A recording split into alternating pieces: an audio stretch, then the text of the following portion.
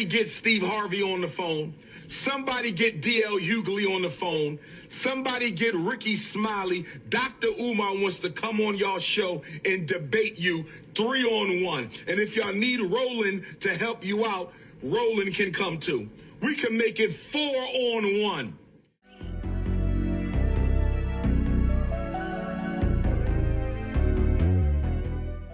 Welcome to Male Reality Lessons, where topics are reviewed and discussed as iron sharpens iron.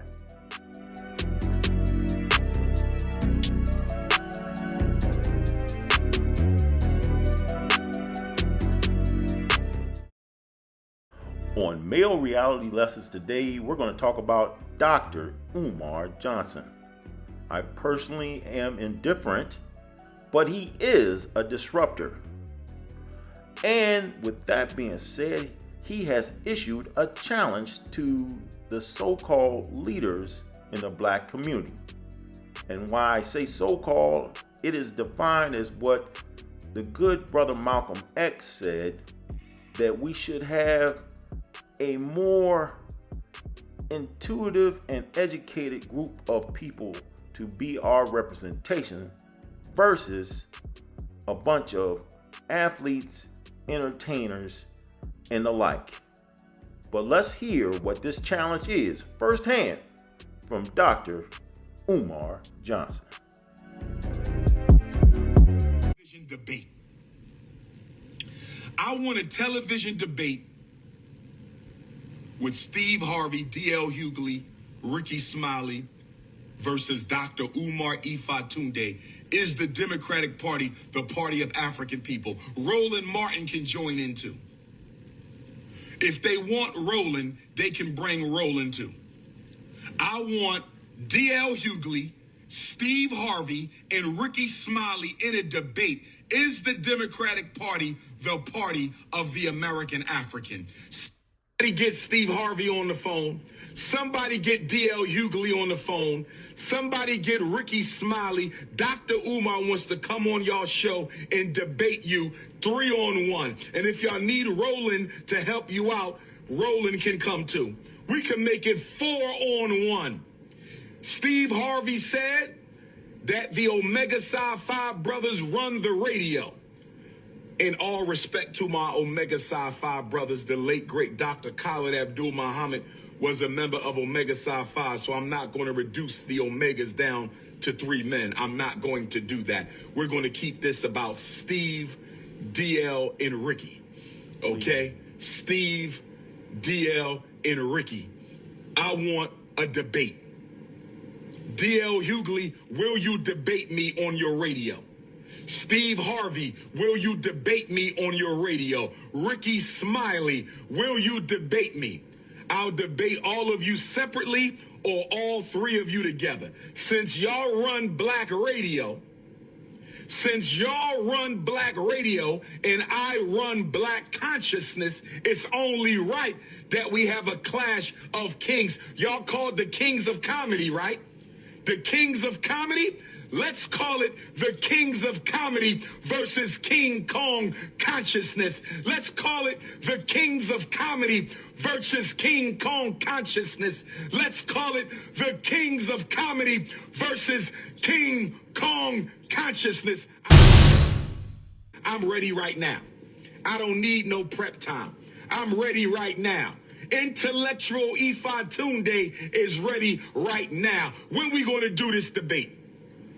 When we going to do this debate? Steve, Rickey, DL, I want y'all on the stage in front of the people right now. I'm doing it for Fannie Lou Hamer. I'm doing it for Emmett Till. I'm doing it for Medgar Evers. I'm doing it for Huey P. Newton. I'm doing it for His Excellency, the Most Honorable Marcus Messiah Garvey. I'm doing it for the Honorable Frederick Douglass. I'm doing it for Breonna Taylor, Trayvon Martin, Sandra Bland, Amir Lott, Dante, Sonia Massey, Freddie Gray. I'm doing it for them. Let's do the debate. Let's do the debate. If Omega Psi Phi, if my brothers of Omega Psi Phi, who I love and respect, want to host a debate, it could be an Omega Psi Phi debate. You can have the purple and gold. I don't care who hosts. I don't care where it's host. I want Steve, Rickey, and DL on the same stage. Keep the same energy, Africans. Keep the same energy. King Kong consciousness versus the kings of comedy. Will the real coons please stand up? King Kong consciousness versus the kings of comedy. Will the real coons please stand up? I said King Kong consciousness versus the kings of comedy. Let's settle this once and for all. Let's settle this once and for all, brother. Oh, yes. You can fool some of the people all the time and all the people some of the time, but you cannot fool the King Kong consciousness none of the time. If you're enjoying the video, please take a moment to like, share, and subscribe to Male Reality Lessons. Look at the hypocrisy. They don't think y'all know your history. They don't think y'all know your history. Bringing up Fannie Lou Hamer. She turned in her damn grave. She turned in her damn grave. The Democratic Party was Fannie Lou Hamer's enemy, brother and sister. It will be about both parties, but who's pushing Trump? I'm not pushing Trump, and they not pushing Trump, so we don't need to have a conversation about Trump, but we can bring it up if you like. They not pushing Trump, and I'm not pushing Trump, but we can include Trump if you want. The problem with y'all Negroes is y'all believe y'all have to belong to a plantation at all. Let me say it again.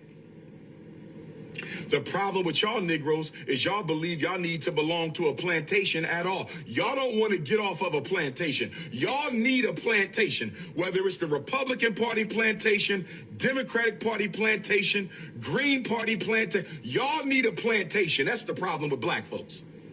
You need to belong.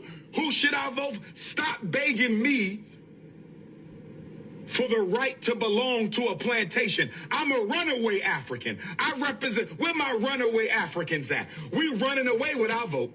We not stand on no damn plantation. I represent the runaway slave party. I represent the runaway enslaved African vote. We done ran off the Democratic Party plantation, and we ain't coming back. We done ran off the Republican Party plantation. We ain't coming back. If you do your history, the corporation is a plantation. All of us work, right? You work at a job. You work for a corporation. The corporation is the 21st century plantation.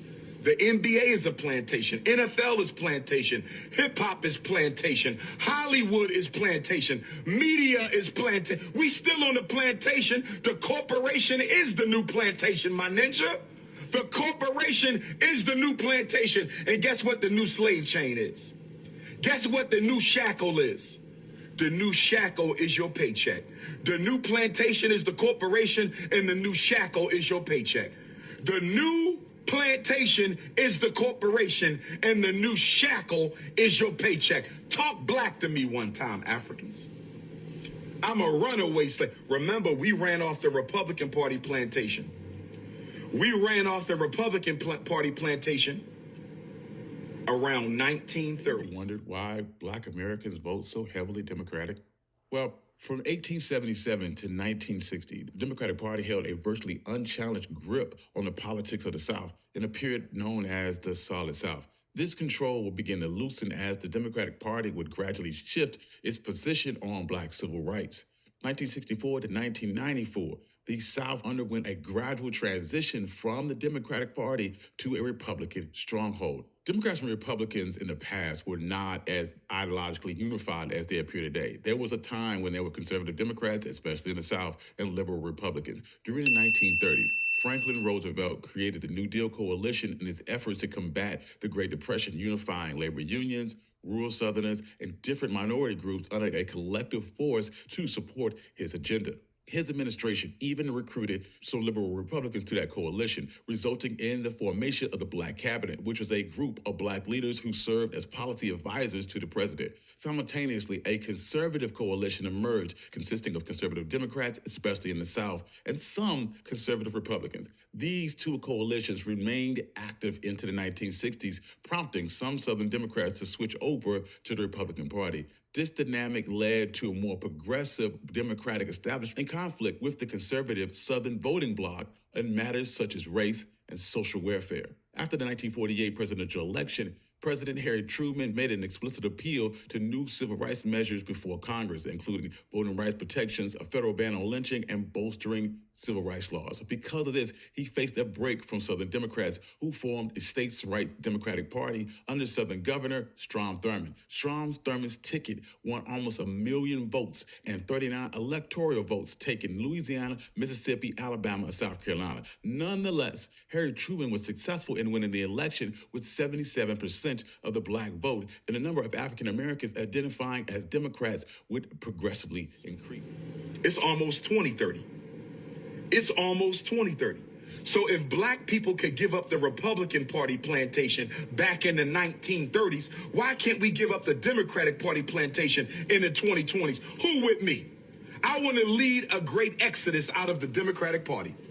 We will no longer be exploited. We will no longer be taken advantage. Cream of wheat, this is your land, but that is not a school. That is not a hospital. That is not a supermarket. That is not a bank. That is not a distribution network. That is not a system. That is not a solution. So when you niggas jump on here talking about this is our land. Okay, the Native Americans said that too. That's not a program. That's a slogan. This is our land. That's not a solution. I'm a pretendian. That's not a solution. That's a slogan. We're looking for solutions here. Remember, this is a live for deep thinking Africans. Let me get back to Kabamala. She was clear that the future belongs to the immigrant. She was clear that East Indians are Americans too. She was also clear that women are going to be promoted on a whole nother level to the detriment of men, especially in the black community. And she reaffirmed her loyalty to the untouchables. She made it crystal clear that she supports the untouchables, just like Obama. If you go listen to Barack Obama's acceptance speech, go listen to Barack Obama's acceptance speech in 2008 and 2012. Go listen to Barack Obama's acceptance speeches. Sound just like Kamala. And they kept pushing middle class. When they say middle class, that means not poor. We're not talking to black people coming out of prison. We're not talking to homeless blacks. We're not talking to single black mothers with children. When you hear the word middle class, that is a cold word that we're not talking to black people. That's why they had them dance for you.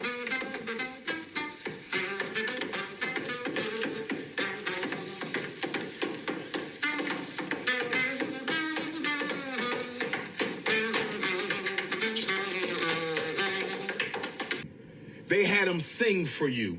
They had Al Sharpton and D.L. Hughley and Kerry Washington and Michelle and Barack. Symbols for Negroes, substance for everybody else. Symbols for Negroes. My ladies in the crowd love they body. Real hot, girl. And if you want to keep loving your body, you know who to go for. Hey. Hey. Substance for everybody else. Symbols for Negroes. Substance for everybody else. I will leave you with this. It is in my opinion that I hope sincerely those brothers take up the offered quote-unquote challenge from Dr. Umar. Whether some people would watch it for the entertainment or some for the actual substance, it remains to be seen. But I want to hear from you in the comment section.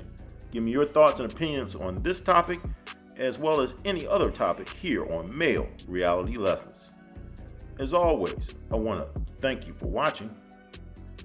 Smash that like button and have a good day.